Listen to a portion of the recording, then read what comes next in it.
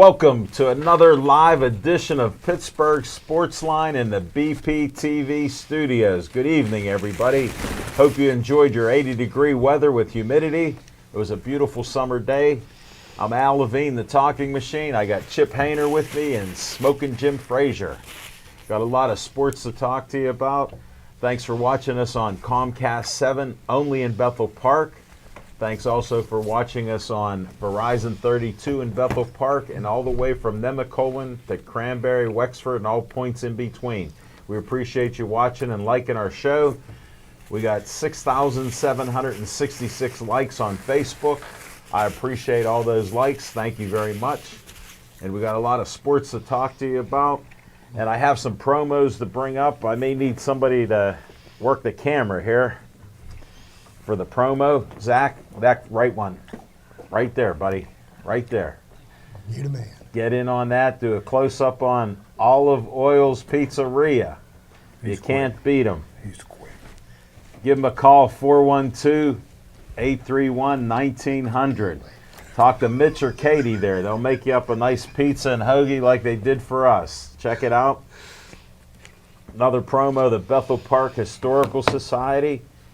Right there at South Park Road. You can't miss the big red trolley, the old trolley there. Give me a good close-up here, Zach. Excellent, buddy. That's Zach there. Zach Taylor, our volunteer, the only one here. Devin Shea missed out. He got kept at work. But check out the Bethel Park Historical Society Schoolhouse Arts and History Center. Go to their website. They got a few events coming up. Check it out. They do different promotions in the area and have an open house coming up there. So I'll get more information for you. It may be coming up sooner than I think. Check that out. Another one, Joey Favis Childhood Cancer Foundation. They just did their 5K. I was with Steve, the Rookie of the Year Fisher. We filmed about a half-hour show of the 5K, 1 mile walk and run. People were dressed up as superheroes, interviewed a bunch of people, and we had a beautiful summer day before Florence hit us the last day or so. So it was a great day on Sunday. I won't talk Steelers, but, you know, they played. And Dave Cable likes having some fun at my expense. Here's another promo, Zach, if you want to come in. Wow, is he quick on that. I want you for BPTV so you can be here like Zach, running our control room. He's only 14 years old. He's running the control room and running the cameras. What a job he's doing. I want you for BPTV. You can volunteer and help us out in our studio for our shows, just like Zach right here. And give Dave Cable a call, 412-831-3304. Say you want to volunteer.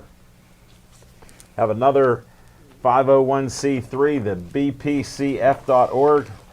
Might need a little assistance, Zach, one more time. Get this sheet. I got it up here for you. That's perfect. You're good. They have from $100 to $5,000 available for your organization or group in Bethel Park.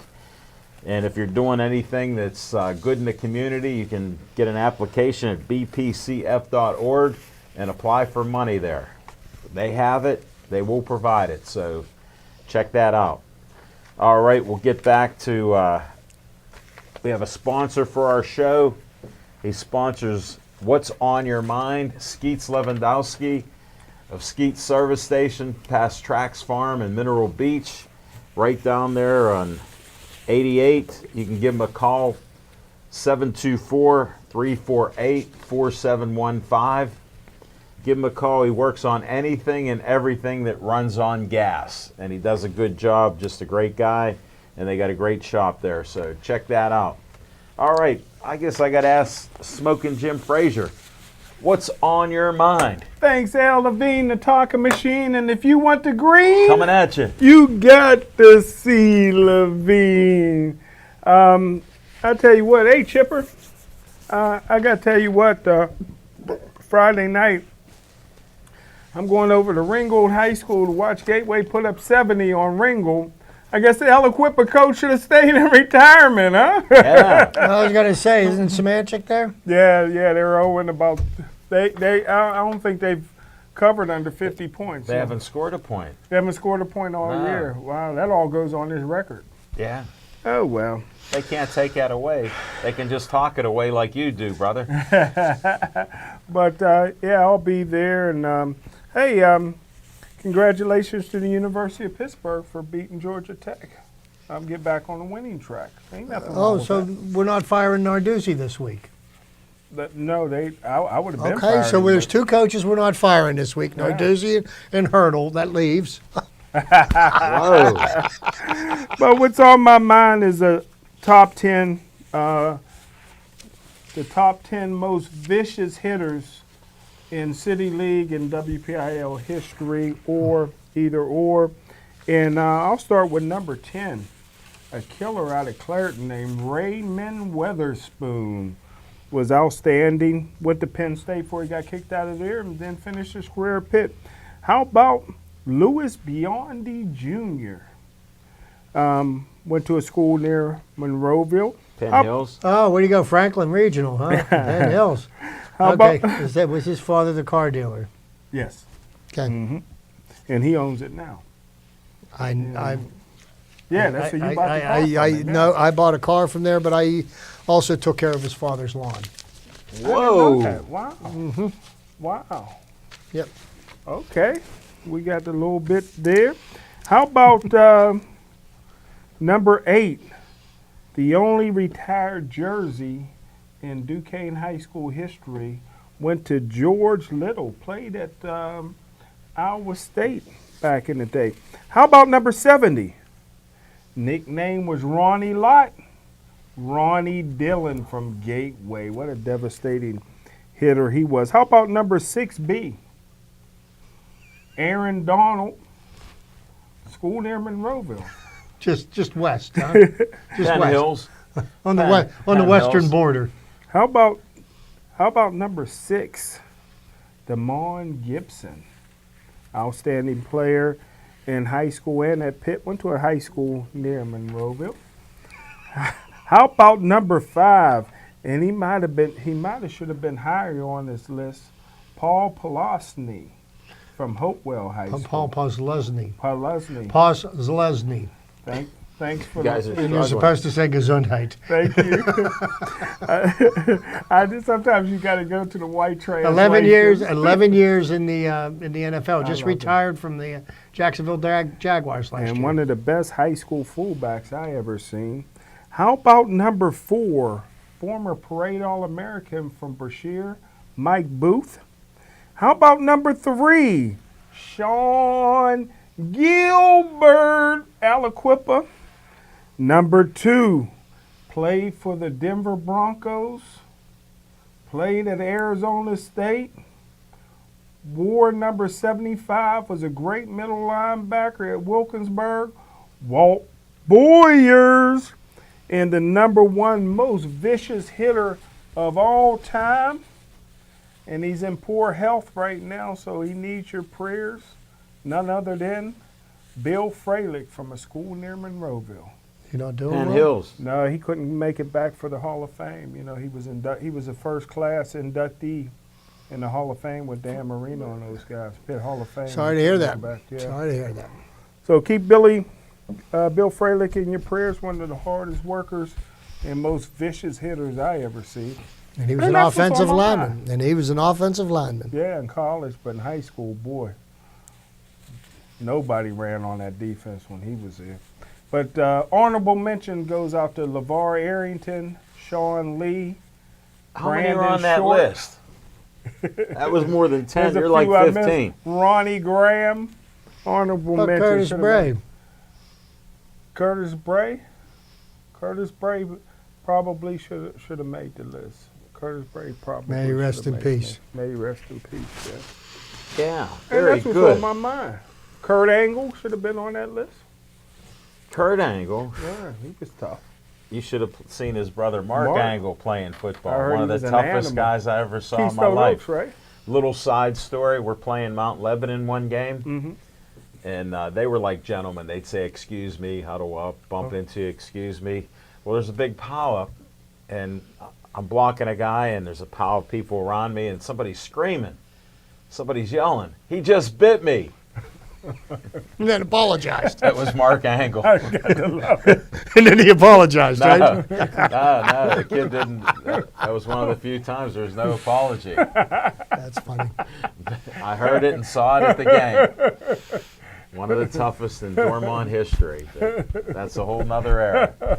I showed my picture from KO senior year picture. Saw that. Show you. Saw It's that. amazing how Football. many people never thought any of you guys played ball as funny as me too. But you know, I just want to say one thing before we go to Chippers. Just you know, I miss my pitching days in farm league, little league, and pony league. I used to pitch to contact back then, so yeah. I was doing it before. They didn't even name I it. was doing it before the What were you, Pirates. Jay? What were you pitching? What were you pitching to contact, the bat or the batter?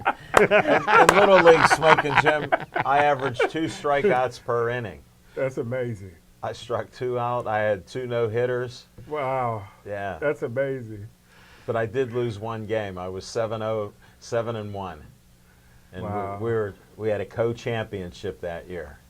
Well, between farm league and little league, I can't remember my pony league record. I only lost 1 game. It was in the championship game. How many did you pitch? Thank you. Your silence is deafening. Here, We'll Josh. go to Chip Hayner right now. What's on your mind, Chip, after we heard from All Smokey righty. Jim? Well, thank you, Alan. And everybody knows that, you know, I'm an avid Pittsburgh Pirate fan, season ticket holder. And yes, by the way, in case you were wondering, Jim, I've already renewed my ticket package for next year. So, yes, I'm back on board. But, you know, last week we ran out of time, didn't get a chance to talk about the Pirates. And all I've heard was ever since January, when the Pirates decided to trade Andrew McCutchen, face of the franchise for the last 9 years. And sorry about that, folks. I want you to be able to hear what I'm saying. Yeah. But Testing. Check. 1, 2, 3. face of the franchise for 9 years. And Garrett Cole was a number 1 draft pick of the Pirates, who was supposed to be the ace of the future. And well, the Pirates went ahead and moved on from those 2 players, and then finally broke up the team that had gone to 3 playoffs in a row. Ended Wow. 20 years of futility for the Pittsburgh Pirates.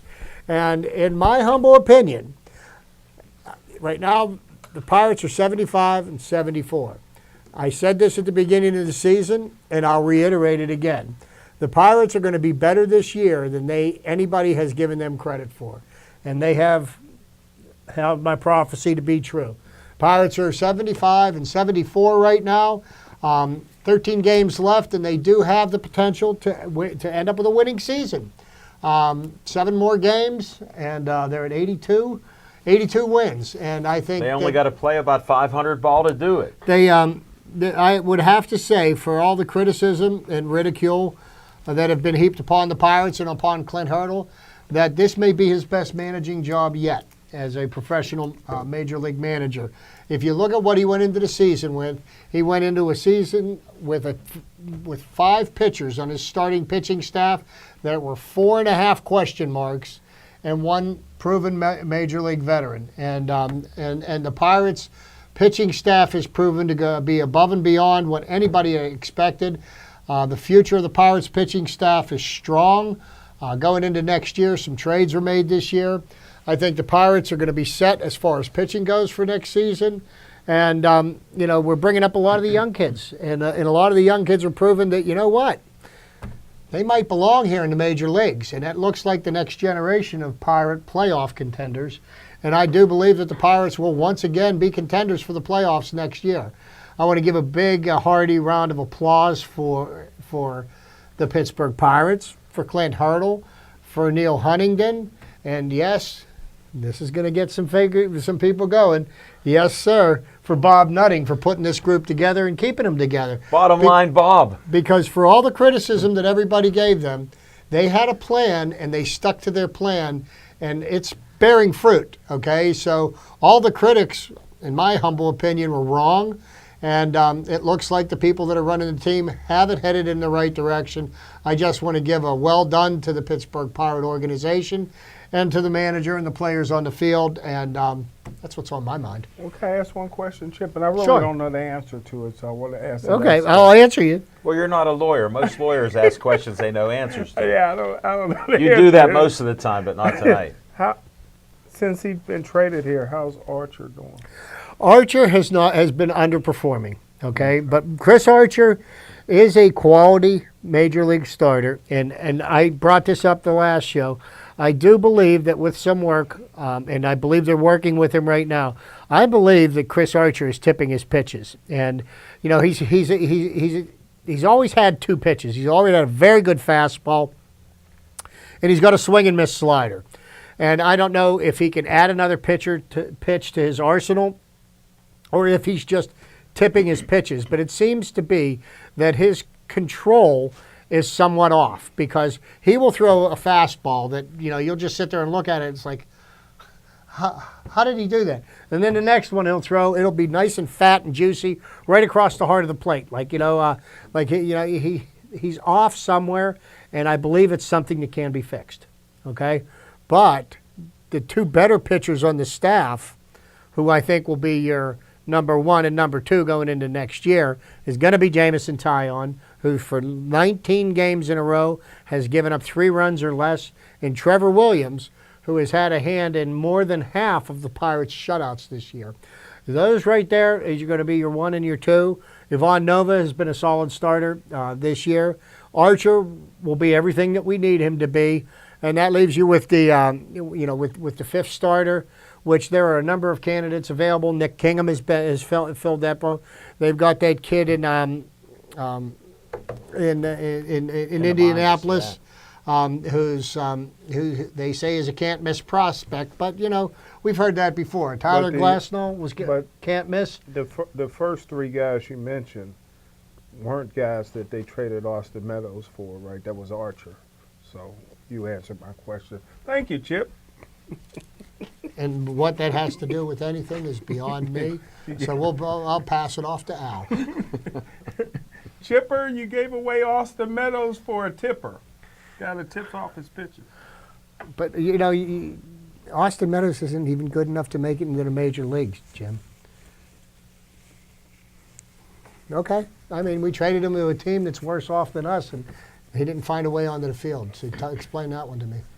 That'll be after the show, fellas. Smoking Jim likes to stir it up, and he knew the answer to your question. But I got an answer. I mean, he looks for something negative. He found it. Yeah, Why can't we have something positive? And I've always got something to say, because you know me, my Italian heritage. I'm always going to get the last word in. I understand that. That's why ding, ding, ding, ding, round 2 will begin a little later. What's on my mind is Steelers. It's that time of year. Yes, sir. And it's so disappointing. They played 2 games. I had a bad feeling about the game. First of all, Smoking Jim bet on Kansas City and told me that at the fights. So I had a bad feeling, and my friends at Shady Muggs were playing last show of the year at Tiki Bar near Mineral Beach. So I said, they're playing from 2 to 6. I'm not even watching the Steelers. I'm there, and people know I like sports. They said, hey, did you hear the Steelers score? I go, no. They go 21-0. They go, like we're gonna start announcing that instead of watching the Steelers, come watch Shady Muggs. So they did a couple promos like that, and I missed the game. And then I come home, see some social media stuff that somehow, I don't know, AB's upset about a Twitter account, and then he even put, well, they can just trade me. Well, that started controversy. He left the locker room right after he got dressed and changed, didn't talk to reporters. He was upset, arguing with Randy during the game, and was yelling at other people. Well, I got to call him Randy because that's actually in there because he's Big Ben's buddy. So it's Coach Randy. I understand that, but they're a little more flexible than that than they were with Todd. So that's why I just called him Haley. But he's gone and he left us. So now AB leaves mad. Then he doesn't show up on Monday. I think we're paying him almost $19 million. And then I hear Coach Tomlin explaining it when they asked him a direct question, was he at practice? He said no. And why wasn't he there? He gave some story that he would see him today. Well, he could have seen him before his meeting, with the press, but he didn't. But he said he had some questions for him and some things we talk about, and he was basically interested in that we need a win, and I'm dealing in the reality of what we need to do. And he doesn't care about this social media and stuff like that. Well, I do, because a player missed it because of social media. So they asked Tomlin, did he ask to be traded? He said no.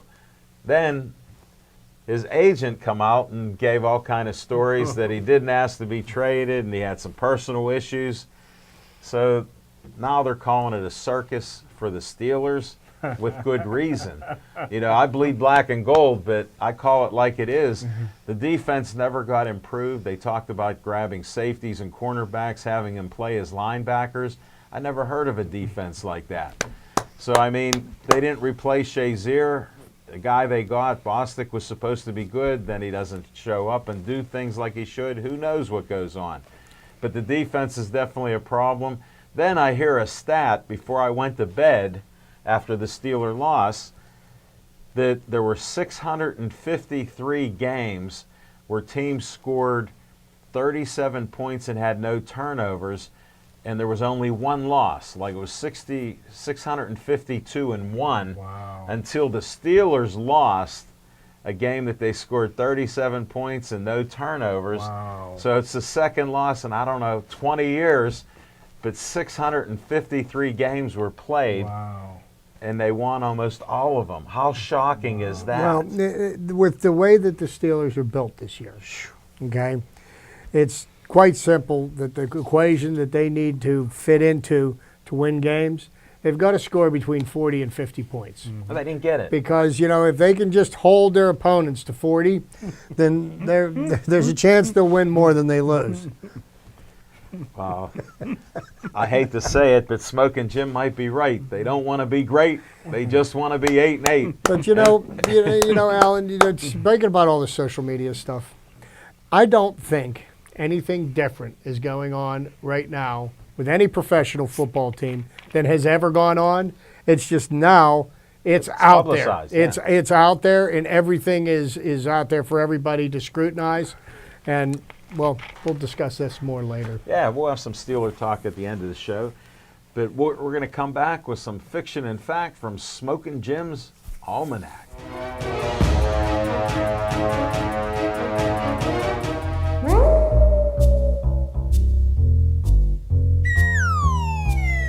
Thanks, Al Levine, the talking That machine. Thanks, Chipper.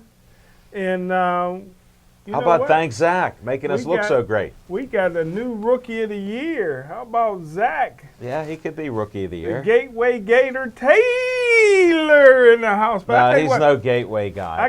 He's a Bethel Park kid. I came close to buying a dog. Maybe by this time next week, I will have a Smoking dog. Jim, I got my boots on because it's so deep in here. I'm getting a little moist. Hey, speaking of animals, guess where I was last Friday? The zoo.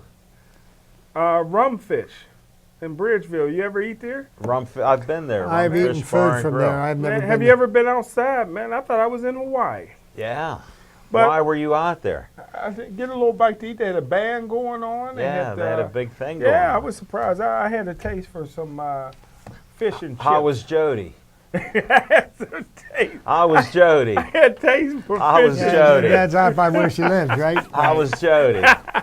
But You can't be pulling the wool over me. But here's You got to get up pretty early, and you don't sleep sometimes. So how you know it wasn't me and Snow out No, there? it wasn't you and Snow, because Snow doesn't live that way. Yeah, and snow don't last outside. You know Snow? When it's 85 He degrees. don't know Snow. Snow's going to melt when it's 85 degrees. Yeah, and I said, I don't know Snow. He goes, oh, this is Snow. But here's fiction and facts from Smokin' Jim's Almanac. And you guys been around me long enough. You know we laugh and joke. No, rarely. Even though I go at it at Chip, I'll never. Chip will forget more baseball than I'll ever know. And same way with Al Levine, the talking machine. I always tell Al he did a great job last night. Best interviewer I've ever been around in my life. Just a natural at it. And, Thank you, Smokey. And I'm the greatest NFL scout on the planet, and nobody's even a close second. 2 years ago, I wasn't with the Pittsburgh Steelers, but I was back with them this past year. First round draft choice, they're looking for a linebacker. I guaranteed them that this linebacker that was number 1 on my list would not only be the replacement for Shazier, but he'd be better than Shazier.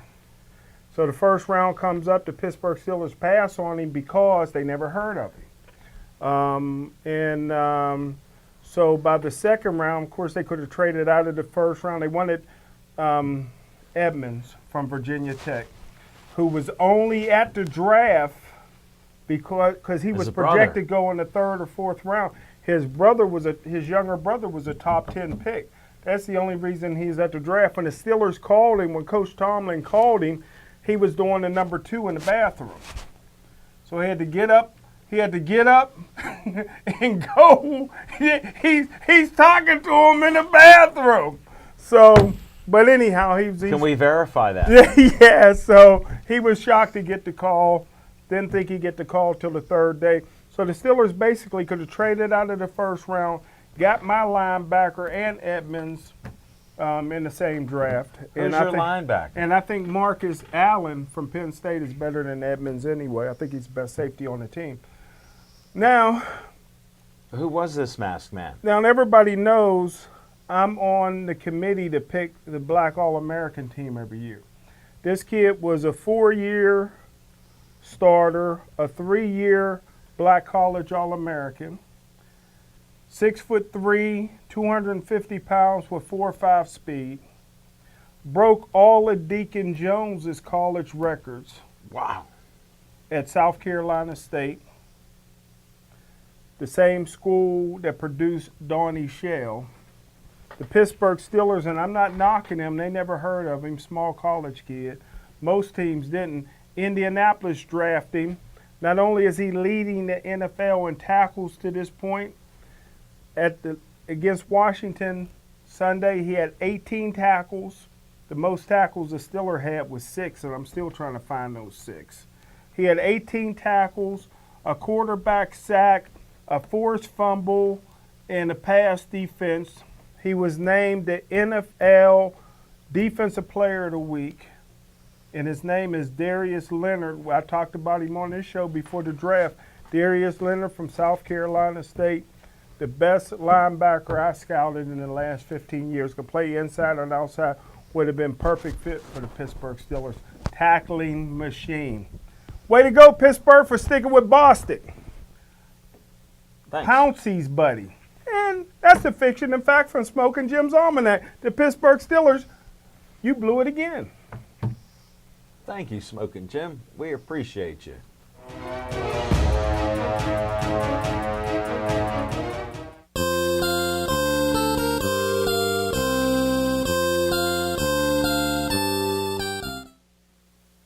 Hi, good evening, everybody. And just a couple of things I wanted to bring to everybody's note.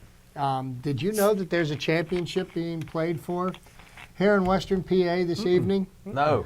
Okay. Now, the Joliet Slammers are playing the Washington Wild Things in Game 5 of the championship series in the Frontier League. I was there last week. Let's go Wild Things, I was there last week at their game when they lost 3-1. Okay, so the series is tied 2-2. Game 5 for it all, happening right now. If you get in your car, you can make it to Washington by the 3rd inning, which is just about the time Jim shows up to a baseball game. Well, here, long story short, I invited him to go to the game last week, and Bill Franciscus picked me up with his girlfriend and son. We had Section C right behind home plate, seats 1, 2, 3, and 4. Did his son have a cowboy hat on too? No. No. Well, you know how Jim is with cowboy hats. So anyhow, let's go Wild Things. How about bringing another championship into Western PA? So I just wanted to make sure that everybody was aware of that.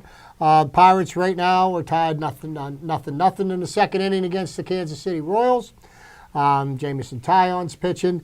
But something happened last night in Major League Baseball that has never happened in the history of the game.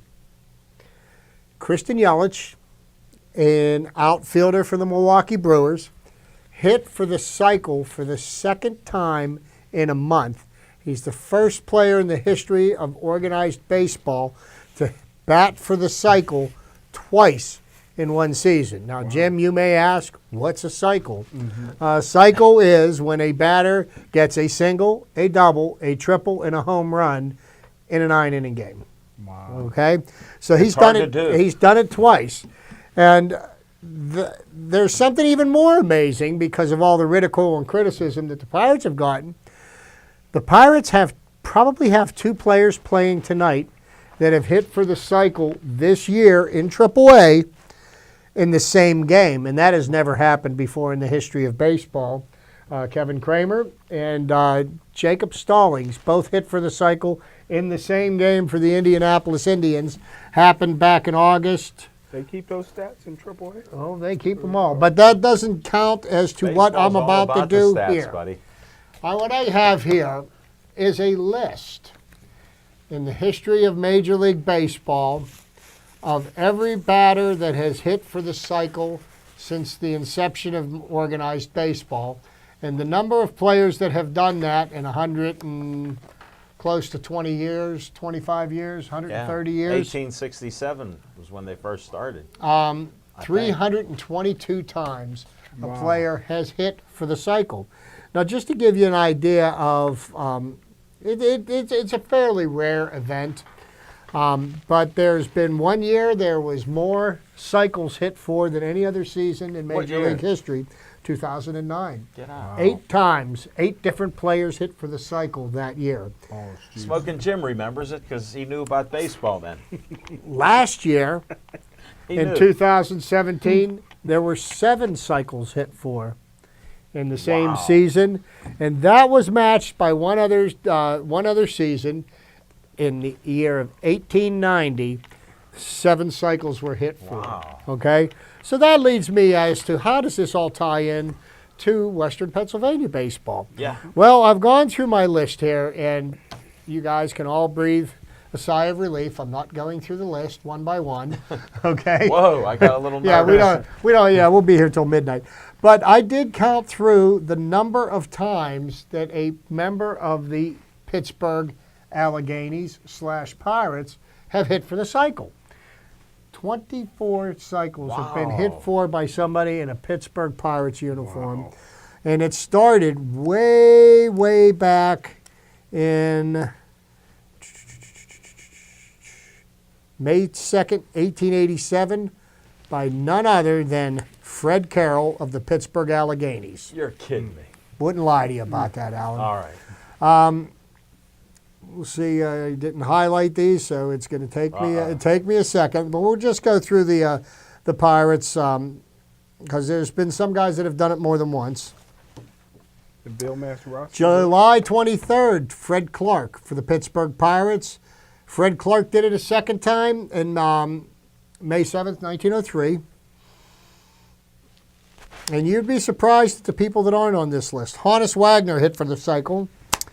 Ed Lennox for the Pittsburgh Rebels of the Federal League, Wow. 1914. I missed him, so that does make 25. August 30th, 1921, Dave Robertson.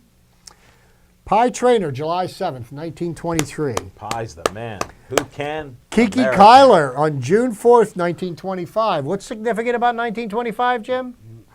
Bucko Pittsburgh Pirates won a championship. world championship. Really? Yes, they did. And Max Carey did it on June 20th, 1925. Now you know what happened in 1925, Yeah, right? sure They had a do. good team. As we cruise the list, Archie Vaughn, 1933, June the 24th, against the Brooklyn Dodgers.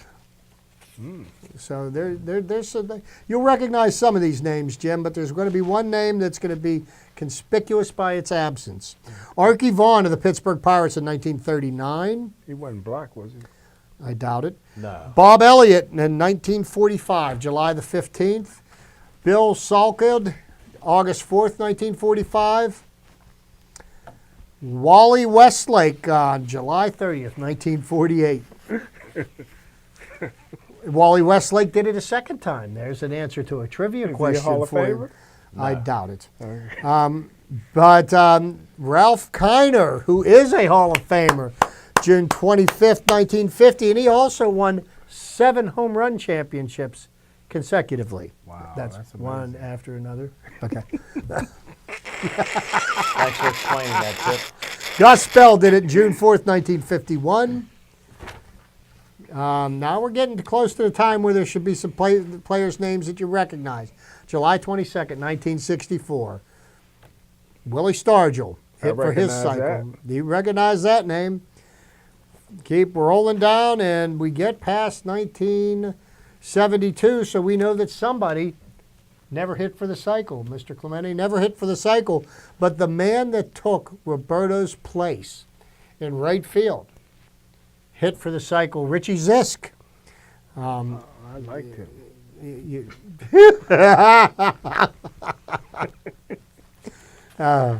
Okay, the hitman, Mike Easler, June 12th, 1980. Why y'all call him the Hitman? That's because that's what he He did. could hit. He could hit. As after he left the Pirates, he became the hitting coach for the Boston Red Sox. Now we get to 1989. Gary Redus, the Pittsburgh Pirates, who played most of his career with the Cincinnati Reds. He hit for the cycle for the Pirates. We're getting down to the nitty gritty. Jason Kendall did it May 19th, 2000. That's my man. The first one to do it at PNC Park. Darrell Ward did it May 26, 2004. And last but not least, let me see. Let me double check my facts Go here. ahead. Check it again. Check it again. Barry Bonds did it in 19. He never did it. Yeah, Barry Bonds never did it. Never even batted. His career batting average wasn't even 300. The last Pirate to hit for the cycle, who somebody was criticized constantly for his play, John Jaso.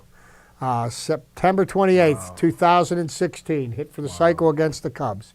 So Christian Yelich of the Brewers hit for the cycle August 29th against the Reds, and again against the Reds last night. It's quite an accomplishment. But the thing that sticks in my mind about Christian Yelich, when the Pirates were playing the Brewers this weekend, they ran on him 3 times. 3 times he didn't throw out a single runner.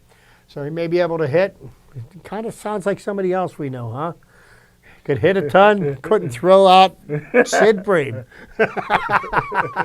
Well, for somebody to hit a cycle, that means the pitcher is throwing him a big, fat, juicy one over the plate. May have been more than one pitcher. It's not all the hits are against one Smoking pitcher. Jim, why are you looking for negativity? It's quite an accomplishment.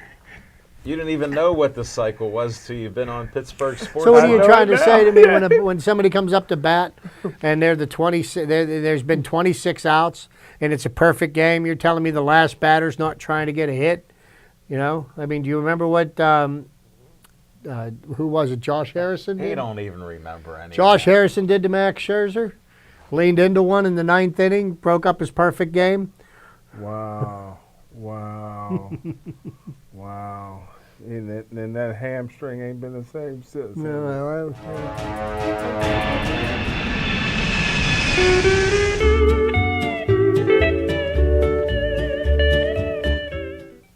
On location, thanks, Zach. I appreciate the graphic. Great job. On location, we had a great show on Monday night. We actually had a couple cancellations, and we had 2 great guys. One wrote the book, The Pride of Pittsburgh, about a boxer, his great-great-grandfather. What a story he had to tell about that. Vince did a great job explaining it, and you can get that book, The Pride of Pittsburgh, all around the area. Jack McClelland, related to the McClellans and the coroner that was here and all this other stuff. Then we had another guy who Attila Domos recommended I talk to. And he had told me that he swam 7 oceans. And so I was surprised. And sure enough, he told the story how he raises money for cancer and a couple foundations that he has at Children's Hospital. Darren Miller, just a great show. He can talk. I let him out-talk the talking machine. Is that possible? It was possible. I let him roll because I thought I gave you a run for your money. You have. You've given me a run each time, but I conceded gave my hat up and said, "You're the champ," and he did it. He talked about swimming at night, getting stung by jellyfish and getting poisoned, and swimming for hours, 12 hours. He did the English Channel. That was the first swim he had, the English Channel in 12 hours. His wife, who's a cancer survivor, did it in like 47 minutes less than he did. So imagine that family of swimmers there. Unbelievable. We had a great show. Olive Oil's Pizzeria. Frank Fanero is a great owner of the venue. He was there. He gave me some Italian ice, watermelon Italian ice that was delicious. I enjoyed every spoon in front of smoking Jim Frazier. But it was a great time. And we'll be back again October 8th at Olive Oil's Pizzeria, 930 Brookline Boulevard. Already got guests lined up. Mike Draculich of Pittsburgh Sports Nation will be there. He's married. He's going to bring his wife on the show. Right. So we'll have a dynamic duo there. I got the winner of the Joey Fabus 5K run, Lauren Woodring. She's there. And the guy who won it, Ray, they'll be guests. So we've got a bunch of guests already lined up. And we'll have a fun time October 8th, 7:30 to 8:30. Check out our on location at that time. And we're going to come back to some Steeler talk. So get ready for talking about our Steelers.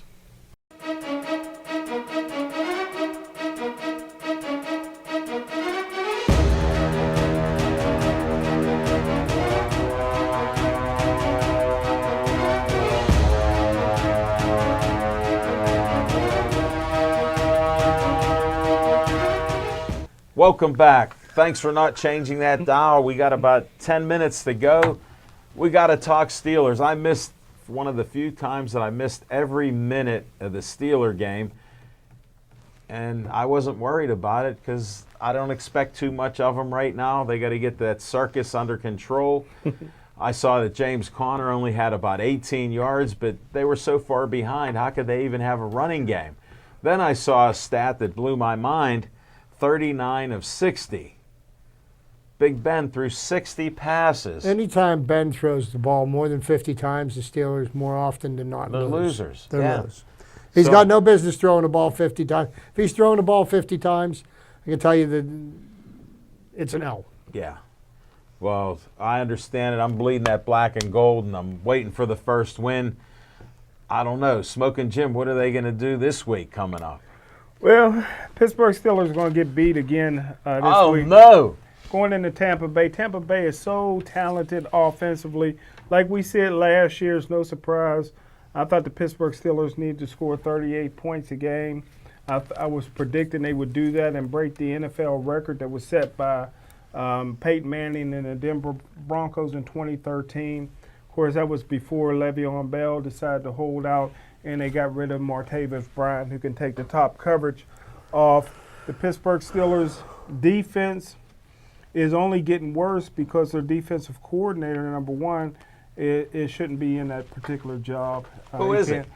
Keith Butler. You can't spell cat if you spotted him seeing the T. You've never talked kindly of him. Well, it's because he's a career linebacker coach that they're putting in a position that he's Hold it. Is it true that Tomlin calls some of the signals and ignores him? I really don't know what Coach Tomlin does. Yeah, I heard that he's calling some defensive defensive Joey signals. Porter's is the defensive coordinator in waiting? Well, in waiting would be Bradley, Tom Bradley.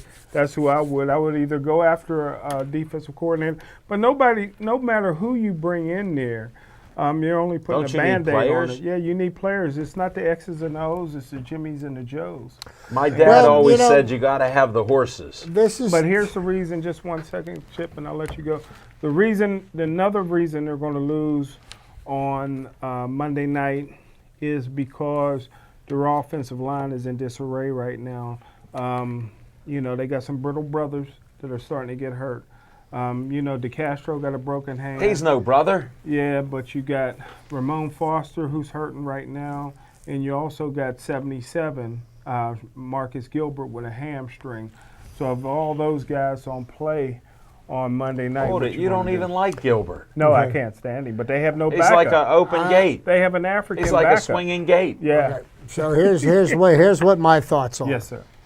Jim is guaranteed that the Steelers are not going to win in Tampa Bay on I got Monday money night. on Tampa Bay. And I would be willing to venture a bold prediction and say the Steelers will win and win handily on Monday night, because guess what's going to happen Monday morning? Ryan Fitzpatrick is going to wake up and remember he's Ryan Fitzpatrick. Okay? And if anybody has seen him throughout his career, he's had one, maybe two good games. But Ryan Fitzpatrick is playing so far above his head right now, it can't continue. And I don't care how bad the Steelers' defense is. Now, it seems to me, everybody wants to blame the coaching, and I'm a very strong advocate of let's not look at the coaching so much as the coaches aren't on the field missing tackles, miscommunicating to their teammates, calling the wrong formations, or whatever. So, the players need to get off of social media, get their heads out of their butts, and get on the same page as one another and play together as a unit instead of, we've got right now 52 individuals, okay? And to me, that 52 individuals don't make a team. They all need to get on the same page and pull the rope in the same direction, And it starts with, you got Le'Veon Bell. He cares about nothing other than himself. He doesn't care about his teammates or anything else. So, okay, if that's the way he's going to be, fine. We don't need him. When he shows up, believe me, the red carpet isn't going to be rolled out for him, and he's going to whine and he's going to cry. But he did this to himself, got nobody to blame. But, right now it just seems like the Steelers, they spent all this time in training camp. They go to practice, 5 days a week. Of course, they got to get Tuesdays off, You can't get CBA. Yeah. CBA. But the right hand doesn't know what the left hand is doing, and especially on defense. You look at them when they're lining up, and I personally did not see a snap of Sunday's game, but from what I heard, they're getting down to the quarterbacks under center, and the defenders are looking at each other like, you got him? Who's got him? And they don't know what they're doing. So, that seems to me like something that can be fixed. We'll have to wait and see what happens. Yeah, it's a tough season, especially when you're winless in your first two games. I mean, that's what's shocking in itself.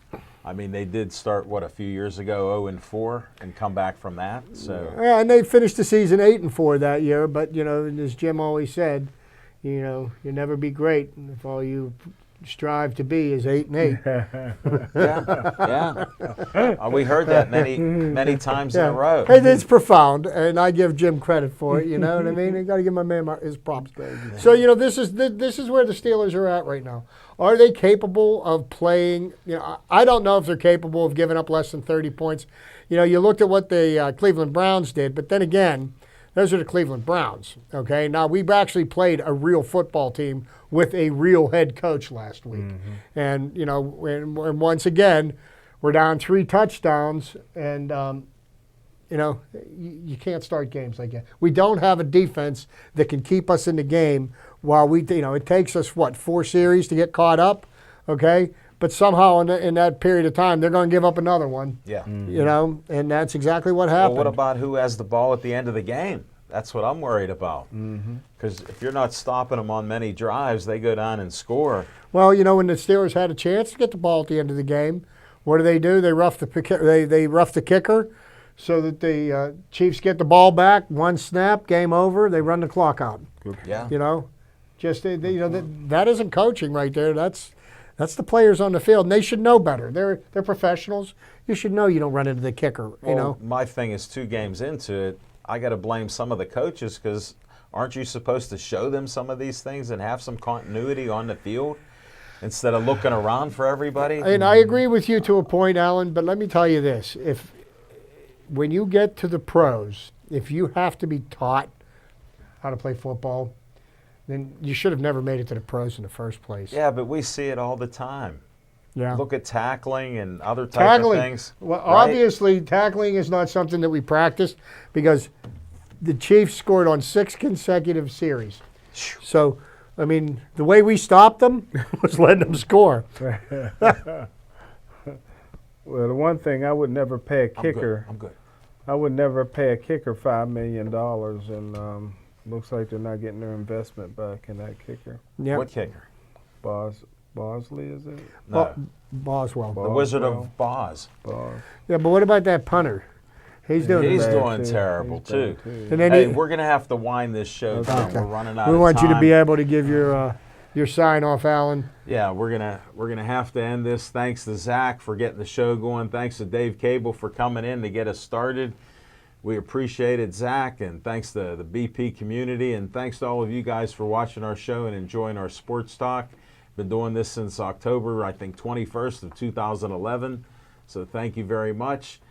And this is Al Levine, Chip Hayner, Smoking Jim Frazier. Please stay Joey strong.